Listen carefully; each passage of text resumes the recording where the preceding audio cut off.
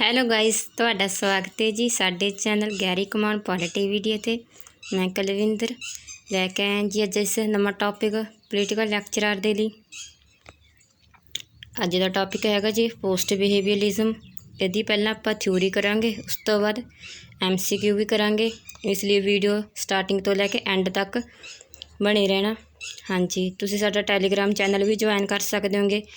Telegram channel ਦਾ ਨੇਮ ਹੈਗਾ ਜੀ @mission 50 political lecturer. ਠੀਕ ਆ ਜੀ, ਇੱਥੇ ਤੁਹਾਨੂੰ ਇਸ ਵੀਡੀਓ ਦਾ ਜਿਹੜਾ ਫ੍ਰੀ PDF ਮਿਲ ਜਾਏਗਾ। ਚਲੋ ਸਟਾਰਟ ਕਰਨ ਜਾ ਰਹੇ ਹਾਂ ਜੀ ਵੀਡੀਓ ਸਟਾਰਟ ਕਰਨ ਤੋਂ ਪਹਿਲਾਂ ਰਿਕੁਐਸਟ ਹੈ ਜੀ, ਜਿਨ੍ਹਾਂ ਨੇ ਵੀ ਪਹਿਲੀ ਵਾਰ ਚੈਨਲ 'ਤੇ ਵਿਜ਼ਿਟ ਕੀਤਾ ਪਲੀਜ਼ ਚੈਨਲ ਨੂੰ ਸਬਸਕ੍ਰਾਈਬ ਕਰ ਲੈਣ ਅਤੇ ਘੰਟੀ ਵਾਲਾ ਆਈਕਨ ਦਬਾ ਲੈਣ, ਤਾਂ ਕਿ ਸਭ ਤੋਂ ਪਹਿਲਾਂ ਜਿਹੜਾ ਨੋਟੀਫਿਕੇਸ਼ਨ ਤੁਹਾਡੇ ਤੱਕ ਪਹੁੰਚ ਜਾਵੇ। ਚਲੋ ਜੀ ਸਟਾਰਟ ਕਰਨ ਜਾ ਰਹੇ ਹਾਂ। ਹਾਂਜੀ, ਇਹਦੇ ਜਿਹੜੇ ਸਟਾਰਟਿੰਗ ਹੋਈ ਸੀ ਜੀ ਬਿਹੇਵੀਅਰਲਿਜ਼ਮ ਦੀ, ਪਹਿਲਾਂ ਆਪਾਂ ਥੋੜ੍ਹਾ ਜਿਹਾ ਬਿਹੇਵੀਅਰਲਿਜ਼ਮ ਦੇਖਾਂਗੇ, ਉਸ ਤੋਂ ਬਾਅਦ ਆਪਾਂ ਜਿਹੜਾ ਪੋਸਟ ਬਿਹੇਵੀਅਰਲਿਜ਼ਮ ਦੇਖਾਂਗੇ। ਠੀਕ ਹੈ ਜੀ, ਕਿਉਂਕਿ ਜਿਹੜਾ ਪੋਸਟ ਬਿਹੇਵੀਅਰਲਿਜ਼ਮ ਆ ਉਸਦੀ ਜਿਹੜਾ ਆਇਆ ਸੀਗਾ ਉਹ ਬਿਹੇਵੀਅਰਲਿਜ਼ਮ ਜਿਹੜੇ ਸੁਧਾਰ ਦੇ ਰੂਪ ਵਿੱਚ ਲਿਆਂਦਾ ਗਿਆ ਸੀ ਥਿਊਰੀ ਨੂੰ। ਇਹ ਦੋਵੇਂ ਥਿਊਰੀਆਂ ਜਿਹੜੇ ਬਿਹੇਵੀਅਰਲਿਜ਼ਮ ਅਤੇ ਪੋਸਟ ਬਿਹੇਵੀਅਰਲਿਜ਼ਮ, ਇਹ ਡੇਵਿਡ ਈਸਟਨ ਦੀਆਂ ਨੇਗੀਆਂ। ਚਲੋ ਸਟਾਰਟ ਕਰਦੇ ਹਾਂ ਜੀ। ਪਹਿਲਾਂ ਆਪਾਂ ਬਿਹੇਵੀਅਰਲਿਜ਼ਮ ਦੇਖਾਂਗੇ, ਉਸ ਤੋਂ ਬਾਅਦ ਪੋਸਟ ਬਿਹੇਵੀਅਰਲਿਜ਼ਮ ਦੇਖਾਂਗੇ। ਵੈਸੇ ਆਪਣੇ ਜਿਹੜਾ ਲੈਕਚਰਰ ਦੇ ਸਿਲੇਬਸ ਵਿੱਚ ਆਪਾਂ ਨੂੰ ਪੋਸਟ ਬਿਹੇਵੀਅਰਲਿਜ਼ਮ ਕਰਨਾ, ਪਰ ਮੇਰੇ ਅਕੋਰਡਿੰਗ ਜਿਹੜਾ ਬਿਹੇਵੀਅਰਲਿਜ਼ਮ ਵੀ ਉਨਾ ਹੀ ਇੰਪੋਰਟੈਂਟ ਆ ਜਿੰਨਾ ਕਿ ਪੋਸਟ ਬਿਹੇਵੀਅਰਲਿਜ਼ਮ, ਇਸ ਲਈ ਆਪਾਂ ਦੋਵੇਂ ਕਰਾਂਗੇ ਤਾਂ ਕਿ ਆਪਣਾ ਜਿਹੜਾ ਕੋਈ ਵੀ MCQ ਮਿਸ ਨਾ ਹੋ ਜੇ ਪੇਪਰ 'ਚੋਂ। ਠੀਕ ਹੈ। ਹਾਂਜੀ, ਬਿਹੇਵੀਅਰਲਿਜ਼ਮ ਦਾ ਜਿਹੜਾ ਬਰਥ ਹੋਇਆ ਸੀ, ਬਰਥ ਪਲੇਸ ਕਿਹੜਾ ਸੀ ਜੀ, ਉਹ ਹੈਗਾ ਸੀ ਯੂਨੀਵਰਸਿਟੀ ਆਫ ਸ਼ਿਕਾਗੋ। ਠੀਕ ਹੈ ਜੀ, ਯੂਨੀਵਰਸਿਟੀ ਆਫ ਸ਼ਿਕਾਗੋ ਕਿੱਥੇ ਜੀ, ਇਹ ਅਮੈਰੀਕਾ 'ਚ ਤੀ। ਇੱਥੇ 1920 ਵਿੱਚ ਹੋਇਆ ਸੀ। ਇਹਦੇ ਫਾਦਰ ਕੌਣ ਸੀ ਜੀ ਉਸ ਸਮੇਂ, ਚਾਰਲਸ ਮੈਰੀਅਮ ਨੇ ਸਿਰਫ ਇੱਕ ਡਿਸਕਸ਼ਨ ਦੇ ਰੂਪ ਵਿੱਚ ਸਟਾਰਟ ਕੀਤਾ ਸੀ ਜੀ ਇਹ ਵਿਸ਼ੇ ਨੂੰ, ਵਿਵਹਾਰਵਾਦ ਹੁੰਦਾ ਗਾ, ਸਿਰਫ ਇੱਕ ਡਿਸਕਸ਼ਨ ਦੇ ਰੂਪ ਵਿੱਚ ਹੋਇਆ ਸੀ। ਇਹ ਥਿਊਰੀ ਦਾ ਰੂਪ ਉਸ ਸਮੇਂ ਨਹੀਂ ਧਾਰਨ ਕਰਿਆ ਸੀਗਾ। ਇੰਨਾ ਯਾਦ ਰੱਖਣਾ, ਜਿਹੜਾ ਥਿਊਰੀ ਰੂਪ ਆ ਉਹ ਡੇਵਿਡ ਈਸਟਨ ਨੇ ਕਰਿਆ ਸੀ। ਜਿਹੜਾ ਫਸਟ ਉਹ ਇਹਨਾਂ ਨੂੰ ਜਿਹੜਾ ਯੂਜ਼ ਕੀਤਾ ਗਿਆ ਸੀ ਇੱਕ ਡਿਸਕਸ਼ਨ ਦੇ ਰੂਪ ਵਿੱਚ ਵਿਵਹਾਰਵਾਦ ਨੂੰ, ਉਹ ਕਿਹਨੇ ਕੀਤਾ ਸੀ ਜੀ, ਚਾਰਲਸ ਮੈਰੀਅਮ ਨੇ। ਠੀਕ ਹੈ, ਧਿਆਨ ਰੱਖਣਾ, ਆਪਾਂ ਨੂੰ ਅਕਸਰ ਜੇ ਪੁੱਛ ਲੈਂਦੇ ਨੇ ਤਾਂ ਆਪਾਂ ਸਿਰਫ ਡੇਵਿਡ ਈਸਟਨ ਨਾਲ ਯਾਦ ਰੱਖ ਦਿਆਂਗੇ, ਚਾਰਲਸ ਮੈਰੀਅਮ ਆਪਾਂ ਧਿਆਨ ਨਹੀਂ ਦਿੰਦੇ, ਜਿਸ ਨਾਲ ਆਪਣਾ ਜਿਹੜਾ MCQ ਗਲਤ ਹੋ ਜਾਂਦਾ ਗਾ। ਚਲੋ ਅੱਗੇ ਦੇਖਦੇ ਹਾਂ ਜੀ। ਪਰੰਪਰਾਗਤ ਪੋਲੀਟੀਕਲ ਥਿਊਰੀ ਦੇ ਵਿਰੋਧ ਵਿੱਚ ਆਇਆ ਸੀ ਜੀ ਇਹ। ਠੀਕ ਆ, ਜਿਹੜਾ ਸੈਕਿੰਡ ਬਣ ਗਿਆ ਆਪਣੇ ਲਵੇ ਇਹ। ਹਾਂਜੀ, ਜਿਹੜੀਆਂ ਪੁਰਾਣੀਆਂ ਥਿਊਰੀ ਚੱਲ ਰਹੀਆਂ ਸੀ, ਵਿਵਹਾਰਵਾਦ ਕਹਿੰਦਾ ਸੀ ਕਿ ਉਹ ਘੀਸੀਆਂ ਪਿੱਟੀਆਂ ਨੇਗੀਆਂ, ਉਹਨਾਂ 'ਚ ਜਿਹੜਾ ਪੋਲੀਟੀਕਲ ਦਾ ਪ੍ਰੋਸੈਸ ਹੋ ਰਿਹਾ ਗਾ, ਸਮਾਜ ਨੂੰ ਦੇਖਿਆ ਜਾ ਰਿਹਾ ਜਿਸ ਤਰੀਕੇ ਨਾਲ, ਉਹ ਬਹੁਤ ਹੌਲੀ ਪ੍ਰਕਿਰਿਆ ਵਿੱਚ ਚੱਲ ਰਿਹਾ, ਜਿਸ ਨਾਲ ਕੀ ਹੈ ਸਮਾਜ ਦਾ ਵਿਕਾਸ ਨਹੀਂ ਹੋ ਰਿਹਾ ਸਹੀ ਤਰੀਕੇ ਨਾਲ। ਇਸ ਲਈ ਅਜਿਹੀ ਥਿਊਰੀ ਨੂੰ ਰਿਜੈਕਟ ਕਰ ਦੇਣਾ ਚਾਹੀਦਾ ਅਤੇ ਇੱਕ ਨਵੀਂ ਥਿਊਰੀ ਲਿਆਉਣੀ ਚਾਹੀਦੀ ਹੈ ਜਿਸ ਦਾ ਨਾਮ ਸੀ ਵਿਵਹਾਰਵਾਦ। ਇਸ ਨੂੰ ਪੂਰੀ ਤਰ੍ਹਾਂ ਸਾਇੰਟੀਫਿਕ ਬਣਾਉਣਾ ਚਾਹੁੰਦੇ ਸਨ ਡੇਵਿਡ ਈਸਟਨ। ਨੈਕਸਟ ਚੱਲਦੇ ਹਾਂ ਜੀ। ਵਿਸ਼ਵ ਵਿੱਚ ਫੇਮ ਕੀਤਾ ਸੀ, ਹਾਂਜੀ, ਇਸਦੀ ਜਿਹੜੀ ਫੇਮ ਮਿਲਿਆ ਸੀ ਵਿਵਹਾਰਵਾਦ ਨੂੰ, ਉਹ ਮਿਲਿਆ ਸੀ ਡੇਵਿਡ ਈਸਟਨ ਤੋਂ।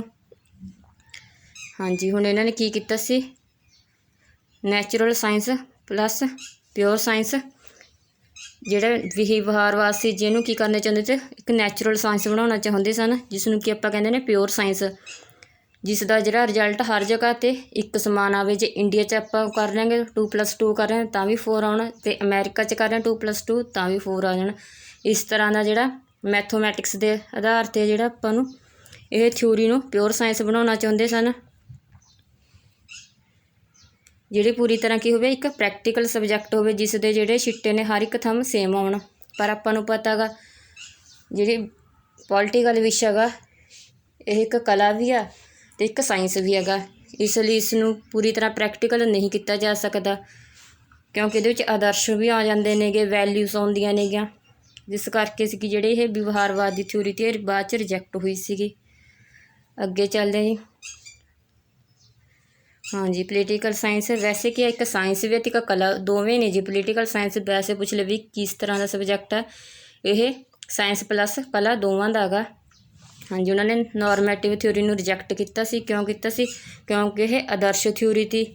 ਠੀਕ ਹੈ, ਇਸ ਵੀ ਵੈਲਿਊ ਬੇਸ ਤੀ, ਇਸ ਵਿੱਚ ਵੈਲਿਊ ਭਰੀਆਂ ਗਈਆਂ ਤੀਆਂ, ਜਿਸ ਦੇ ਆਧਾਰ 'ਤੇ ਇਹ ਜਿਹੜਾ ਕੰਮ ਸੀ ਬਹੁਤ ਸਲੋਅ ਤਰੀਕੇ ਨਾਲ ਚੱਲਿਆ ਜਾ ਰਿਹਾ ਸੀ ਸਮਾਜ ਵਿੱਚ। ਜਿਹੜੇ ਮੌਜੂਦਾ ਹਾਲਾਤ ਤੇ ਉਹਨਾਂ 'ਤੇ ਸਹੀ ਤਰੀਕੇ ਨਾਲ ਇਹ ਵਰਕ ਨਹੀਂ ਕਰ ਰਹੀ ਸੀ, ਇਸ ਲਈ ਇੱਕ ਨਵੀਂ ਥਿਊਰੀ ਦਾ ਵਿਕਾਸ ਕੀਤਾ ਗਿਆ ਸੀ। ਜਿਹੜਾ ਬਿਹੇਵੀਅਰਲਿਜ਼ਮ ਸੀ ਇਹ ਕਦੋਂ ਹੋਂਦ ਵਿੱਚ ਆਇਆ ਸੀ? 1920 ਵਿੱਚ। ਤਾਂ ਸਿਰਫ ਇੱਕ ਡਿਸਕਸ਼ਨ ਦੇ ਰੂਪ ਵਿੱਚ ਆਪਾਂ ਨੂੰ ਪਤਾ ਸ਼ਿਕਾਗੋ ਯੂਨੀਵਰਸਿਟੀ ਵਿੱਚ ਸਟਾਰਟ ਹੋਇਆ ਸੀ ਸਬਜੈਕਟ। ਉਸ ਤੋਂ ਲਗਭਗ 30 ਸਾਲ ਬਾਅਦ ਇਹ 1950 ਤੋਂ 1970 ਤੱਕ ਇਹ ਵਰਕ ਕੀਤਾ ਸੀ। ਇਸ ਦਾ ਜਿਹੜਾ ਮੇਨ ਏਰੀਆ ਸੀ ਉਹ ਸਿਰਫ ਅਮੈਰੀਕਾ ਹੀ ਸੀ। ਵੈਸੇ ਇਹਨੂੰ ਯੂਰੋਸੈਂਟਰਿਕ ਵੀ ਕਹਿ ਦਿੰਦੇ ਨੇ ਵੀ ਇਹ ਥਿਊਰੀ ਹੈ ਜਿਹੜੀ ਉਹ ਯੂਰੋਸੈਂਟਰਿਕ ਆ, ਪਰ ਇਹਦਾ ਜਿਹੜਾ ਮੇਨ ਖੇਤਰ ਸੀ ਉਹ ਸਿਰਫ ਅਮੈਰੀਕਾ ਤੱਕ ਸੀਮ ਸੀ। ਸਿਰਫ ਇੱਕ ਦੇਸ਼ ਦੀ ਥਿਊਰੀ ਕਹਿ ਸਕਦੇ ਆਪਾਂ ਇਹਨੂੰ, ਬਿਹੇਵੀਅਰਲਿਜ਼ਮ ਨੂੰ। ਇਹਨੇ ਜਿਹੜਾ ਵਰਕ ਕੀਤਾ ਸੀ ਬਿਹੇਵੀਅਰਲਿਜ਼ਮ ਨੇ 1950 ਤੋਂ 1970 ਤੱਕ ਕੀਤਾ ਸੀ। ਇਹ ਸਿਰਫ 20 ਸਾਲ ਹੀ ਜਿੰਦਾ ਰਹਿ ਚੁੱਕੀ ਸੀ, ਕਿਉਂਕਿ ਉਸ ਤੋਂ ਬਾਅਦ ਆ ਜਿਹੜਾ ਇਹਦਾ ਖਾਤਮਾ ਹੋ ਗਿਆ ਸੀ, ਕਿਉਂਕਿ ਇਹ ਸਹੀ ਤਰੀਕੇ ਨਾਲ ਵਰਕ ਨਹੀਂ ਕਰ ਸਕੀ ਸੀ। ਕਿਉਂਕਿ ਜਿਹੜੀ ਪੋਲੀਟੀਕਲ ਸਾਇੰਸ ਹੈਗੀ ਇਸ ਵਿੱਚ ਵੈਲਿਊ ਤੋਂ ਬਿਨਾਂ ਵਰਕ ਨਹੀਂ ਹੋ ਸਕਦਾ। ਆਦਰਸ਼ ਥਿਊਰੀ ਇਹਦੇ ਵਿੱਚ ਐਡ ਹੋਣੀ ਚਾਹੀਦੀ ਹੈਗੀ। ਠੀਕ ਹੈ, ਜੇ ਆਪਾਂ ਕਹਾਂਗੇ ਵੀ ਇਹ ਪੂਰੀ ਤਰ੍ਹਾਂ ਪਿਓਰ ਸਾਇੰਸ ਬਣ ਜੂ, ਪ੍ਰੈਕਟੀਕਲ ਤੌਰ 'ਤੇ ਇਹਦਾ ਵਰਕ ਹੋ ਜੂਗਾ। ਇਸ ਬਾਰੇ ਆਪਾਂ ਪਹਿਲਾਂ ਤੋਂ ਵੀ ਕੋਈ ਭਵਿੱਖਬਾਣੀ ਨਹੀਂ ਕਰਾਂਗੇ। ਜਿਵੇਂ ਜਿਵੇਂ ਇਹ ਥਿਊਰੀ ਚੱਲੂਗੀ, ਨਵੀਆਂ ਚੀਜ਼ਾਂ ਆਉਣਗੀਆਂ, ਉਸ ਆਧਾਰ 'ਤੇ ਆਪਾਂ ਇਹਦੇ ਦਾ ਨਿਯਮ ਬਣਾ ਲਾਂਗੇ, ਤਾਂ ਇਹ ਗਲਤ ਹੈਗਾ। ਹਾਂਜੀ, ਜਿਹੜਾ ਬਿਹੇਵੀਅਰਲਿਜ਼ਮ 'ਤੇ ਫਸਟ ਫੋਕਸ ਕੀਤਾ ਗਿਆ ਸੀ, ਜਿੱਤੇ ਇਹ ਕੀਤਾ ਜੀ ਇੰਡੀਵਿਜੂਅਲ 'ਤੇ ਭਾਵ ਮਨੁੱਖਤਾਵਾਦ 'ਤੇ ਵਿਅਕਤੀਵਾਦ 'ਤੇ ਇਹਦਾ ਫਸਟ ਜਿਹੜਾ ਫੋਕਸ ਕੀਤਾ ਗਿਆ। ਅਤੇ ਸੈਕਿੰਡ ਕੀਤਾ ਸੀ ਗਰੁੱਪ 'ਤੇ, ਜਿਹੜਾ ਵਿਅਕਤੀਆਂ ਨੂੰ ਮਿਲਾ ਕੇ ਬਣਦਾ ਗਾ ਗਰੁੱਪ। ਸੈਕਿੰਡ ਫੋਕਸ ਗਰੁੱਪ 'ਤੇ ਸੀ, ਫਸਟ ਇੰਡੀਵਿਜੂਅਲ 'ਤੇ ਸੀ। ਠੀਕ ਹੈ, ਸਮਝ ਲੱਗ ਗਈ ਹੋਣੀ ਤੁਹਾਨੂੰ। ਹਾਂਜੀ, ਜਿਹੜਾ ਬਿਹੇਵੀਅਰਲਿਜ਼ਮ 'ਤੇ ਇਹਦੇ 8 ਰੂਲ ਸਨ। ਪਹਿਲਾਂ ਇਹ ਰੂਲ ਜਿਹੜੇ ਬਹੁਤ ਜ਼ਿਆਦਾ ਪੇਪਰ 'ਚ ਪੁੱਛੇ ਜਾਂਦੇ ਤੇ ਇਹਨਾਂ ਦੀ ਕਰੋਨੋਲੋਜੀ ਆਰਡਰ ਪੁੱਛ ਲਈ ਜਾਂਦੀ ਸੀਗੀ। ਆਪਾਂ ਇਹਨਾਂ ਨੂੰ ਵੀ ਜ਼ਰੂਰ ਯਾਦ ਕਰਾਂਗੇ। ਠੀਕ ਹੈ, ਇਹਨਾਂ 8 ਰੂਲਾਂ ਨੂੰ ਕੀ ਕਹਿੰਦੇ ਹਨ? ਬਿਹੇਵੀਅਰ ਕਰੈਡੋ ਵੀ ਕਿਹਾ ਜਾਂਦਾ ਗਾ। ਇਹਨੂੰ ਅਮਰੀਕਾ ਦੀ ਥਿਊਰੀ ਕਹਿ ਸਕਦੇ ਹਾਂ, ਜਾਂ ਇਹ ਇੱਕ ਦੇਸ਼ ਤੱਕ ਸੀਮਤ ਅਤੇ 20 ਸਾਲ ਲਈ ਜਿੰਦਾ ਰਹੀ ਸੀ। ਠੀਕ ਹੈ, ਹਾਂਜੀ। ਆਹ ਵਿਵਹਾਰਵਾਦ ਦੇ ਜਿਹੜੇ 8 ਕਰੈਡੋ ਨੇ ਉਹ ਨੇਗੇ। ਪਹਿਲਾਂ ਕਿਹੜੇ ਸੀ? ਨਿਰੰਤਰਤਾਵਾਂ, ਜਾਂਚ, ਤਕਨੀਕ, ਮਿਣਤੀਕਰਨ, ਕਦਰਾਂ, ਕਰਮਬੱਧਤਾ, ਸ਼ੁੱਧ ਵਿਗਿਆਨ ਅਤੇ ਏਕੀਕਰਨ। ਠੀਕ ਹੈ ਜੀ, ਇਹਦੀਆਂ 8 ਤੀਆਂ ਇਹਨਾਂ ਦਾ ਪਹਿਲਾਂ ਬਹੁਤ ਜ਼ਿਆਦਾ ਕਰੋਨੋਲੋਜੀ ਆਰਡਰ ਪੁੱਛ ਲੈਂਦਾ ਸੀ, ਜਿਵੇਂ ਫਸਟ 4 ਦਾ ਪੁੱਛ ਲਿਆ ਜਾਂ ਲਾਸਟ 4 ਦਾ ਪੁੱਛ ਲਿਆ। ਇਸ ਤਰੀਕੇ ਨਾਲ ਇਹਨਾਂ ਦਾ ਜਾਂ 1 ਨੰਬਰ 'ਤੇ ਪੁੱਛ ਲਿਆ ਵੀ 5th ਨੰਬਰ 'ਤੇ ਕਿਹੜਾ ਹੁੰਦਾ ਗਾ, 7 ਨੰਬਰ 'ਤੇ ਕਿਹੜਾ ਹੁੰਦਾ ਗਾ। ਇਸ ਤਰੀਕੇ ਨਾਲ ਪਹਿਲਾਂ ਇਹ ਬਹੁਤ ਜ਼ਿਆਦਾ ਪੇਪਰ ਵਿੱਚ ਪੁੱਛਿਆ ਜਾਣ ਵਾਲਾ ਕੁਐਸਚਨ ਸੀ। ਮੋਸਟ ਇੰਪੋਰਟੈਂਟ ਵਿਵਹਾਰਵਾਦ 'ਚੋਂ ਇਹੀ ਬਣਦਾ ਸੀ। ਜਿਹੜੇ ਕਰੈਡੋ ਨੇ ਉਹਨਾਂ ਦਾ ਸਹੀ ਕ੍ਰਮ ਦੱਸੋ। ਨੈਕਸਟ ਹੈ ਜੀ, ਹੋਰ ਇੰਪੋਰਟੈਂਟ ਇਹਦੇ 'ਚ ਜਿਹੜਾ ਵਿਵਹਾਰਵਾਦ ਸੀ, ਡੇਵਿਡ ਈਸਟਨ ਇਹਨੂੰ ਵੈਲਿਊ ਫਰੀ ਸਾਇੰਸ ਬਣਾਉਣਾ ਚਾਹੁੰਦਾ ਸੀ, ਯਾਨੀ ਕਿ ਇਸਨੂੰ ਪਿਓਰ ਸਾਇੰਸ ਬਣਾਉਣਾ ਚਾਹੁੰਦਾ ਸੀ, ਜਿਸ ਵਿੱਚ ਕੋਈ ਵੈਲਿਊ ਐਡ ਨਾ ਹੋਵੇ ਅਤੇ ਇਸ ਦਾ ਪ੍ਰੈਕਟੀਕਲ ਕੀਤਾ ਜਾ ਸਕੇ। ਫਾਦਰ ਕੌਣ ਸੀ ਜੀ ਵਿਵਹਾਰਵਾਦ ਦੇ? David Easton. ਚਲੋ ਜੀ, ਤੁਹਾਨੂੰ ਵਿਵਹਾਰਵਾਦ ਸਮਝ ਲੱਗ ਗਿਆ ਹੋਣਾ। ਮੈਂ ਇੱਕ ਵਾਰ ਰਿਪੀਟ ਕਰਾ ਦਿੰਦੀ ਹਾਂ ਸਾਰਾ, ਉਸ ਤੋਂ ਬਾਅਦ ਆਪਾਂ ਪੋਸਟ ਬਿਹੇਵੀਅਰਲਿਜ਼ਮ 'ਤੇ ਚੱਲਾਂਗੇ। ਹਾਂਜੀ, ਬਰਥ ਪਲੇਸ ਕੀ ਸੀ ਇਹਦੀ? ਆਪਾਂ ਨਾਲ ਹੁੰਦੀ ਯਾਦ ਕਰ ਲੈਣਾ ਗਾ, ਕਿਉਂਕਿ ਇੰਪੋਰਟੈਂਟ ਇੱਥੇ ਕੁਐਸਚਨ ਬਣਨਗੇ। Birth place university Chicago, America ਵਿੱਚ 1920 ਵਿੱਚ। ਡਿਸਕਸ਼ਨ ਦੇ ਰੂਪ ਵਿੱਚ ਇਹਦਾ ਫਾਦਰ ਕੌਣ ਸੀ ਜੀ? ਜੇ ਪੇਪਰ ਵਿੱਚ ਡੇਵਿਡ ਈਸਟਨ ਦੀ ਥਾਂ 'ਤੇ ਚਾਰਲਸ ਮੈਰਿਮ ਆਇਆ, ਕਿਉਂਕਿ ਕਈ ਥਾਵਾਂ 'ਤੇ ਬਿਹੇਵੀਅਰਲਿਜ਼ਮ ਫਾਦਰ ਆਪਾਂ ਨੂੰ ਆਪਸ਼ਨ ਵਿੱਚ ਈਸਟਨ ਦੀ ਥਾਂ 'ਤੇ ਚਾਰਲਸ ਮੈਰਿਮ ਦਿੱਤਾ ਹੁੰਦਾ, ਤਾਂ ਆਪਾਂ ਚਾਰਲਸ ਮੈਰਿਮ ਟਿਕ ਮਾਰਕਿੰਗ ਕਰਾਂਗੇ। ਨੈਕਸਟ ਆ ਜੀ, ਜਿਹੜੀ ਪੁਰਾਣੀ ਥਿਊਰੀ ਤੀ ਪੋਲੀਟੀਕਲ ਦੀ, ਇਹ ਉਸਦੇ ਵਿਰੋਧ ਵਿੱਚ ਆਇਆ ਸੀਗਾ। ਠੀਕ ਆ, ਇਸ ਨੂੰ ਜਿਹੜਾ ਫੇਮ ਮਿਲਿਆ ਸੀ ਉਹ ਡੇਵਿਡ ਈਸਟਨ ਤੋਂ ਮਿਲਿਆ ਸੀ, ਕਿਉਂਕਿ ਇਹ 'ਤੇ ਜਿਹੜਾ ਸਹੀ ਤਰੀਕੇ ਨਾਲ ਵਰਕ ਕੀਤਾ ਸੀ ਉਹ ਡੇਵਿਡ ਈਸਟਨ ਨੇ ਕੀਤਾ ਸੀ। ਡੇਵਿਡ ਈਸਟਨ ਆ ਜਿਹੜਾ ਵਿਵਹਾਰਵਾਦ ਨੂੰ ਨੈਚੁਰਲ ਸਾਇੰਸ ਭਾਵ ਪਿਓਰ ਸਾਇੰਸ ਬਣਾਉਣਾ ਚਾਹੁੰਦਾ ਸੀ, ਜਿਸ ਦੇ ਜਿਹੜੇ ਨਿਯਮ ਨੇ ਉਹ ਯੂਨੀਵਰਸਲ ਹੋਣ। ਜੇ ਇੰਡੀਆ 'ਚ ਬਹਿ ਕੇ ਆਪਾਂ ਉਹਨਾਂ ਨੂੰ ਯੂਸ ਕਰ ਰਹੇ ਹਾਂ ਤਾਂ ਵੀ ਉਹ ਇੱਕ ਹੀ ਰਿਜ਼ਲਟ ਲਿਆਵੇ, ਅਤੇ ਅਮੈਰੀਕਾ ਵਿੱਚ ਵੀ ਉਹ ਸੇਮ ਰਿਜ਼ਲਟ ਲੈ ਕੇ ਆਵੇ। ਚਲੋ ਨੈਕਸਟ ਚੱਲਦੇ ਹਾਂ ਜੀ। ਜਿਹੜਾ ਇਹ ਡੇਵਿਡ ਈਸਟਨ ਦਾ ਪਿਓਰ ਸਾਇੰਸ ਸੀ ਜੀ, ਇਹ ਪ੍ਰੈਕਟੀਕਲ ਬੇਸ ਹੋਣਾ ਚਾਹੀਦਾ ਸੀ। ਹਾਂਜੀ, ਜਿਹੜੀ ਇਹ ਪੋਲੀਟੀਕਲ ਸਾਇੰਸ ਹੈਗੀ ਇਹ ਸੋਸ਼ਲ ਸਾਇੰਸ ਦਾ ਵਿਸ਼ਾ ਗਾ, ਕਿਉਂਕਿ ਪੋਲੀਟੀਕਲ ਵਿੱਚ ਵੈਸੇ ਹੋਰ ਬਹੁਤ ਸਾਰੇ ਸਬਜੈਕਟ ਆ ਜਾਂਦੇ, ਜਿਵੇਂ ਬਾਇਓਲੋਜੀ ਆ ਜਾਂਦੀ ਹੈਗੀ, ਐਡਮਿਨਿਸਟ੍ਰੇਟਿਵ ਆ ਜਾਂਦੇ ਨੇਗੇ। ਹਾਂਜੀ, ਇਹ ਨੋਰਮੇਟਿਵ ਥਿਊਰੀ ਦਾ ਉਸਨੂੰ ਰਿਜੈਕਟ ਕਰਦਾ ਸੀ, ਕਿਉਂਕਿ ਜਿਹੜੀ ਨੋਰਮੇਟਿਵ ਥਿਊਰੀ ਉਹ ਆਦਰਸ਼ ਦੇ ਆਧਾਰ ਸੀ, ਉਹ ਵੈਲਿਊ ਬੇਸ 'ਤੇ, ਜਦ ਕਿ ਬਿਹੇਵੀਅਰਲਿਜ਼ਮ ਨੂੰ ਈਸਟਨ ਨੇ ਵੈਲਿਊ ਫਰੀ ਬਣਾ ਦਿੱਤਾ ਸੀ। ਠੀਕ ਹੈ, ਇਹ ਤਾਂ ਕੀ ਪੁਆਇੰਟ ਹੈਗਾ ਉਹ ਵੀ ਵੈਲਿਊ ਫਰੀ ਰੱਖਣਾ ਚਾਹੁੰਦਾ ਸੀਗਾ। ਜਿਹੜਾ ਆਪਣਾ ਥਿਊਰੀ ਨੂੰ ਬਿਹੇਵੀਅਰਲਿਜ਼ਮ ਨੂੰ ਡੇਵਿਡ ਈਸਟਨ, ਇਹ ਜ਼ਰੂਰ ਯਾਦ ਕਰ ਲਿਓ ਕਿਉਂਕਿ ਇਸ ਵਿੱਚ ਇਹੀ ਇੱਕ ਮੇਨ ਪੁਆਇੰਟ ਆ ਜਿਹੜਾ ਆਪਾਂ ਨੂੰ ਪੋਸਟ ਬਿਹੇਵੀਅਰਲਿਜ਼ਮ ਵਿੱਚ ਵੀ ਆਵੇਗਾ, ਵੈਲਿਊ ਵਾਲਾ। ਵਿਵਹਾਰਵਾਦ ਦਾ ਜਨਮ 1950 ਤੋਂ 1970। ਹਾਂਜੀ, ਇਹਦਾ ਫਸਟ ਫੋਕਸ ਤੀ ਹਿਊਮਨ ਤੇ ਸੈਕਿੰਡ ਤੇ ਜਿਹੜਾ ਉਹ ਗਰੁੱਪ ਤੇ ਸੀ। ਨੈਕਸਟ ਚੱਲਦੇ ਤੇ 8 ਕ੍ਰੇਡੋ ਸੀ ਜੀ। ਠੀਕ ਹੈ, ਇਹ ਅਮਰੀਕਾ ਦੀ ਥਿਊਰੀ ਦੀ, ਜੇ ਆਪਾਂ ਇਹਨੂੰ ਇੱਕ ਦੇਸ਼ ਦੀ ਥਿਊਰੀ ਕਹਾਂਗੇ ਤਾਂ ਵੀ ਠੀਕ ਹੋਊਗਾ, ਚੱਲੂਗਾ। ਇਹਨੇ ਕਿੰਨੇ ਸਾਲ ਕੰਮ ਕੀਤਾ ਸੀ? 20 ਸਾਲ ਕੰਮ ਕੀਤਾ। ਇਹ ਇਹਦੇ ਕ੍ਰੇਡੋ ਨੇ ਜੀ, ਦੇਖ ਲੈਣਾ, ਸਕਰੀਨਸ਼ਾਟ ਲੈਣਾ, ਲੈ ਸਕਦੇ ਹੋ। ਆਪਾਂ ਅੱਗੇ ਚੱਲ ਦੇਂਗੇ। ਹਾਂਜੀ, ਹੁਣ ਆਪਣਾ ਜਿਹੜਾ ਮੇਨ ਹੈਗਾ ਉਹ ਸਟਾਰਟ ਹੋ ਜਾਂਦਾ ਗਾ। ਜਿਹੜਾ ਆਪਾਂ ਨੂੰ ਦਿੱਤਾ ਹੋਇਆ ਹੈਗਾ ਸਿਲੇਬਸ 'ਚ ਉਹ ਹੈਗਾ ਜੀ ਪੋਸਟ ਬਿਹੇਵੀਅਰ ਜਾਂ ਵਿਵਹਾਰਵਾਦ, ਜਾਂ ਇਹਨੂੰ ਆਪਾਂ ਕੀ ਕਹਿ ਸਕਦੇ ਹੈਗੇ, ਉੱਤਰ ਵਿਵਹਾਰਵਾਦ ਵੀ ਕਹਿ ਦਿੰਦੇ ਹਾਂ ਪੰਜਾਬੀ 'ਚ। ਠੀਕ ਹੈ, ਹਾਂਜੀ। ਡੇਵਿਡ ਈਸਟਨ ਨੇ ਇੱਕ ਲੈਕਚਰ ਦਿੱਤਾ ਸੀ ਜੀ, ਜਿੱਥੇ ਨੇ ਵਿਵਹਾਰਵਾਦ ਨੂੰ ਰਿਜੈਕਟ ਕਰਕੇ ਪੋਸਟ ਵਿਵਹਾਰਵਾਦ ਨੂੰ ਲੈ ਆਉਂਦਾ ਸੀ। ਠੀਕ ਹੈ, ਦੇਖਦੇ ਹਾਂ ਜੀ ਕਿੱਥੇ ਦਿੱਤਾ ਸੀ ਉਹ ਲੈਕਚਰ। ਇਹਨੇ ਦਿੱਤਾ ਸੀ America political science association held 1969। ਇਹਨੂੰ ਆਪਾਂ ਕੀ ਕਹਿੰਦੇ ਹਾਂ ਜੀ ਸ਼ਾਰਟ 'ਚ ਅਪਸਾ 'ਚ। ਅਪਸਾ ਕਿੱਥੇ ਹੋਈ ਸੀ ਜੀ ਇਹ ਲੈਕਚਰ? ਨਿਊਯਾਰਕ ਵਿੱਚ। ਜਿਹੜੀ ਐਸੋਸੀਏਸ਼ਨ ਇਹ ਨਿਊਯਾਰਕ ਵਿੱਚ ਹੋਈ, ਅਤੇ ਇਹ ਵੀ ਯਾਦ ਰੱਖਣਾ ਕਿਉਂਕਿ ਇੰਪੋਰਟੈਂਟ ਬਣਦਾ ਇਹ ਕੁਐਸਚਨ। ਹਾਂਜੀ, ਅਪਸਾ ਵਿੱਚ ਡੇਵਿਡ ਈਸਟਨ ਨੇ 1969 ਵਿੱਚ ਕਿਹਾ ਸੀ ਕਿ ਵੀ ਮੇਰੇ ਤੋਂ ਬਹੁਤ ਵੱਡੀ ਗਲਤੀ ਹੋਈ ਹੈ ਵੀ ਜਿਹੜਾ ਮੈਂ ਵਿਵਹਾਰਵਾਦ ਨੂੰ ਜਨਮ ਦਿੱਤਾ। ਇਹ ਇੱਕ ਅਵਿਵਹਾਰਿਕ ਜਿਹੜੀ ਥਿਊਰੀ ਹੈਗੀ, ਇਸ ਲਈ ਮੈਂ ਸਭ ਤੋਂ ਮਾफ़ੀ ਕਰ ਦਾਂਗਾ, ਮਾफ़ੀ ਮੰਗਦਾ। ਵਿਵਹਾਰਵਾਦ ਇੰਨੀ ਜ਼ਿਆਦਾ ਫੇਲੀਅਰ ਹੋਈ ਸੀ ਕਿ 20 ਸਾਲਾਂ ਵਿੱਚ ਉਹਦਾ ਖਾਤਮਾ ਹੋ ਗਿਆ।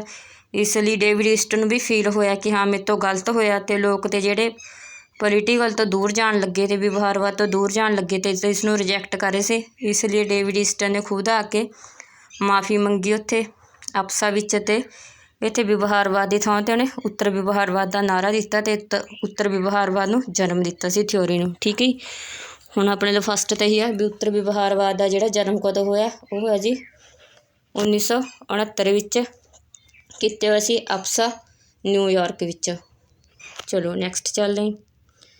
ਮੈਥੋਮੈਟਿਕ ਆਪਣਾ ਪ੍ਰਭਾਵ ਪੋਲਿਟੀ 'ਤੇ ਪਾ ਰਿਹਾ ਹੈ, ਜਿਸ ਨਾਲ ਪੋਲਿਟੀ ਬਹੁਤ ਪ੍ਰਭਾਵਿਤ ਹੋ ਰਹੀ ਹੈ। ਹਾਂਜੀ, ਜਿਹੜੇ ਇਹ ਸ਼ਬਦ ਸੀ ਇਹ ਈਸਟਨ ਨੇ ਇਸ ਅਪਸਾ ਦੇ ਜਿਹੜੇ ਲੈਕਚਰ ਸੀ ਉਸ ਵਿੱਚ ਕਹੇ ਸੀ ਕਿ ਮੈਨੇ ਜਿਹੜਾ ਵਿਵਹਾਰਵਾਦ ਲੈ ਕੇ ਆਉਂਦਾ ਸੀ ਉਹ ਮੈਥੀਮੈਟਿਕ ਵੇਸ 'ਤੇ ਮੈਨੂੰ ਫੀਲ ਹੁੰਦਾ ਸੀ ਕਿ ਮੈਥੋਮੈਟਿਕ ਦਾ ਜਿਹੜਾ ਸੇਮ ਰਿਜ਼ਲਟ ਆਉਂਦਾ ਪ੍ਰੈਕਟੀਕਲ ਵੇਸ ਆ, ਉਸ ਤਰ੍ਹਾਂ ਮੈਂ ਪੋਲਿਟੀ ਨੂੰ ਵੀ ਪ੍ਰੈਕਟੀਕਲ ਬਣਾ ਦੇਵਾਂਗਾ। ਪਰ ਉਹਨੇ ਫੀਲ ਕੀਤਾ ਕਿ ਮੇਰੀ ਸਭ ਤੋਂ ਵੱਡੀ ਗਲਤੀ ਸੀ, ਅਤੇ ਉਸਨੇ ਖੁਦ ਲੋਕਾਂ ਸਾਹਮਣੇ ਇਸ ਲਈ ਮਾफ़ੀ ਮੰਗੀ ਅਤੇ ਕਿਹਾ ਸੀ ਕਿ ਮੈਥੋਮੈਟਿਕ ਇੱਕ ਅਲੱਗ ਸਬਜੈਕਟ ਹੈ ਅਤੇ ਪੋਲੀਟੀਕਲ ਇੱਕ ਅਲੱਗ ਸਬਜੈਕਟ ਆ। ਜਿਸ ਤਰ੍ਹਾਂ ਆਪਾਂ ਮੈਥੋਮੈਟਿਕਸ ਦੇ ਰੂਲ ਨੂੰ ਪੋਲਿਟੀ 'ਤੇ ਯੂਜ਼ ਨਹੀਂ ਕਰ ਸਕਦੇ। ਨੈਕਸਟ ਆ ਜੀ ਵਿਵਹਾਰਵਾਦ ਤੋਂ ਲੋਕ ਚਿੜ ਗਏ ਸਨ ਅਤੇ ਉਸ ਤੋਂ ਦੂਰ ਜਾ ਰਹੇ ਸਨ। ਠੀਕ ਹੈ, ਡੇਵਿਡ ਈਸਟਨ ਨੇ ਖੁਦ ਇਹ ਮਹਿਸੂਸ ਕਰ ਲਿਆ, ਉਹਨੇ ਖੁਦ ਹੀ ਸਾਰਿਆਂ ਸਾਹਮਣੇ ਇਹ ਕਹਿਤਾ ਸੀ ਕਿ ਵਿਵਹਾਰਵਾਦ ਤੋਂ ਲੋਕ ਚਿੜ ਰਹੇ ਨੇ, ਇਸ ਤੋਂ ਦੂਰ ਜਾ ਰਹੇ ਹਨ, ਕਿਉਂਕਿ ਮੈਂ ਖੁਦ ਵੀ ਫੀਲ ਕੀਤਾ ਕਿ ਉਹ ਇੱਕ ਗਲਤ ਥਿਊਰੀ ਹੈਗੀ। ਨੈਕਸਟ ਚੱਲਦੇ। ਹਾਂਜੀ, ਜਿਹੜੀ ਅਮਰੀਕਾ ਵਿੱਚ ਇੱਕ ਪ੍ਰੋਟੈਸਟ ਮੂਵਮੈਂਟ ਦੇ ਤੌਰ 'ਤੇ ਸ਼ੁਰੂ ਹੋਈ ਸੀ, ਜਿਹੜਾ ਪੋਸਟ ਬਿਹੇਵੀਅਰਲਿਜ਼ਮ ਆ ਜੀ, ਜੇ ਪੁੱਛ ਲੈਣੇ ਵਿਰੋਧ ਵਿੱਚ ਸ਼ੁਰੂ ਹੋਈ ਸੀ ਜਾਂ ਫਿਰ ਪ੍ਰੋਟੈਸਟ ਦੇ ਤੌਰ 'ਤੇ ਸ਼ੁਰੂ ਹੋਈ ਸੀ, ਵੀ ਕਿਸ ਤਰ੍ਹਾਂ ਇਹ ਸ਼ੁਰੂ ਹੋਈ ਸੀ, ਇਹਦਾ ਸਹੀ ਆਨਸਰ ਹੋਊਗਾ ਜੀ ਇਹ ਇੱਕ ਪ੍ਰੋਟੈਸਟ ਮੂਵਮੈਂਟ ਸੀ। ਠੀਕ ਹੈ, ਧਿਆਨ ਰੱਖਣਾ। ਇੱਕ ਜਿਹੜਾ ਪ੍ਰੋਟੈਸਟ ਦੇ ਤੌਰ 'ਤੇ ਨਈ ਥਿਊਰੀ ਦਾ ਜਨਮ ਹੋਇਆ ਸੀਗਾ, ਜਿਹਨੂੰ ਆਪਾਂ ਕੀ ਕਹਿ ਸਕਦੇ ਹਾਂ ਜੀ ਪੋਸਟ ਬਿਹੇਵੀਅਰਲਿਜ਼ਮ ਜਾਂ ਫਿਰ ਉੱਤਰ ਵਿਵਹਾਰਵਾਦ।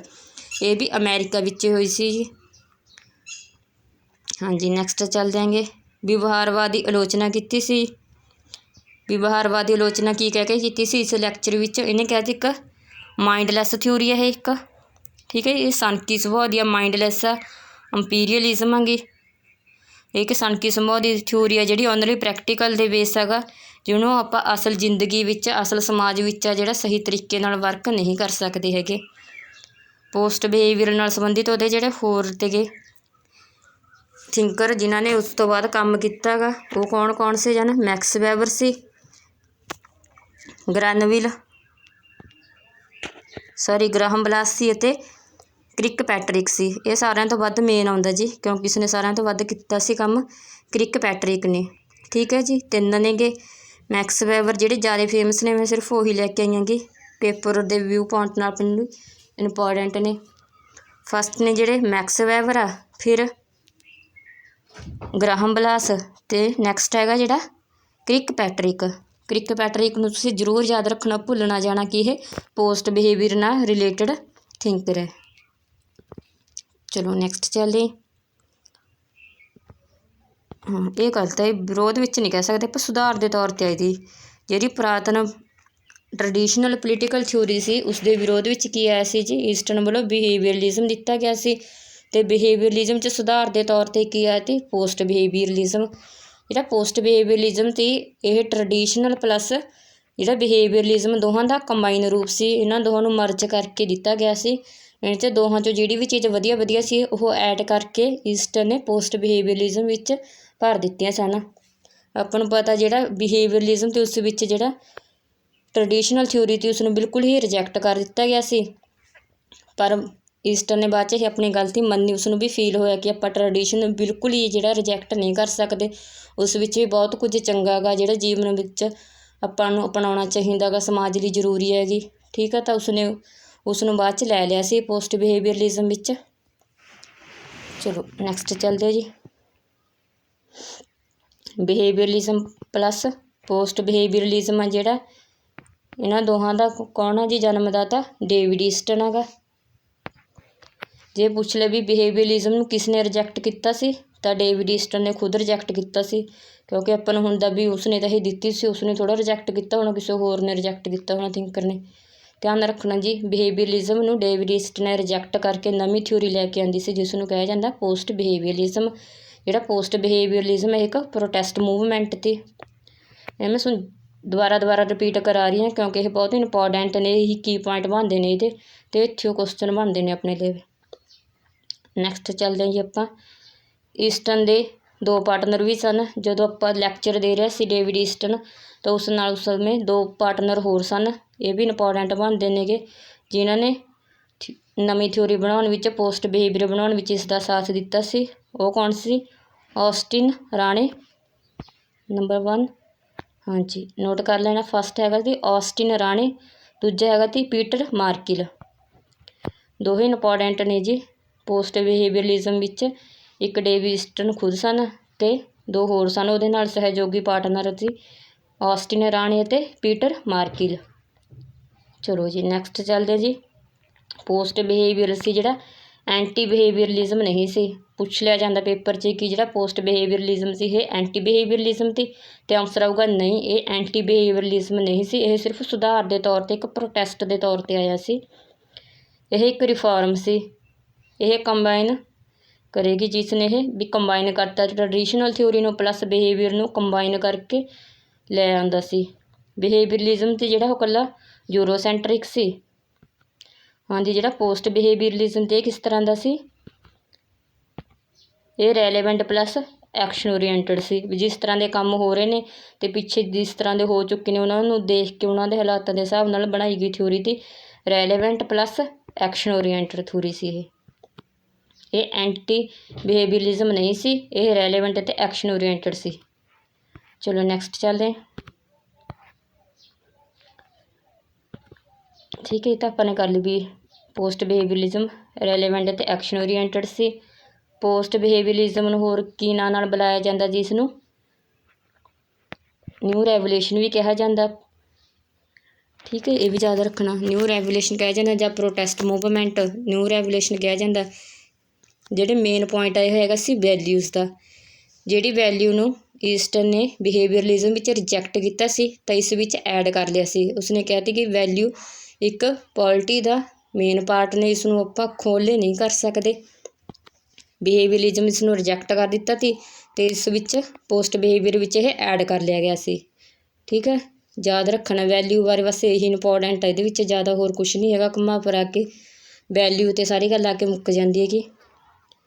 ਹਾਂਜੀ, ਇੱਕ ਬਹੁਤ ਫੇਮਸ ਕੋਟੇਸ਼ਨ ਹੈਗਾ ਈਸਟਨ ਦਾ, ਜਿਹੜਾ ਹਰ ਵਾਰੀ ਪੇਪਰ 'ਚ ਲਗਭਗ ਪਹਿਲਾਂ 2018 ਤੋਂ ਪਹਿਲਾਂ ਨੈੱਟ ਵਿੱਚ ਲਗਭਗ ਹਰ ਇੱਕ ਵਾਰੀ ਆ ਜਾਂਦਾ ਸੀ, ਕਿਉਂਕਿ 18 ਵਿੱਚ ਨੈੱਟ ਦਾ ਜਿਹੜਾ ਸਿਲੇਬਸ ਚੇਂਜ ਹੋ ਗਿਆ ਸੀ, ਉਸ ਤੋਂ ਬਾਅਦ ਇਹਨੂੰ ਬਿਹੇਵੀਅਰਲਿਜ਼ਮ ਨੂੰ ਉਸ ਵਿੱਚੋਂ ਹਟਾ ਦਿੱਤਾ ਗਿਆ ਸੀ, ਥਿਊਰੀ 'ਚੋਂ ਸਿਲੇਬਸ 'ਚੋਂ ਕੱਢ ਦਿੱਤਾ ਗਿਆ ਸੀ।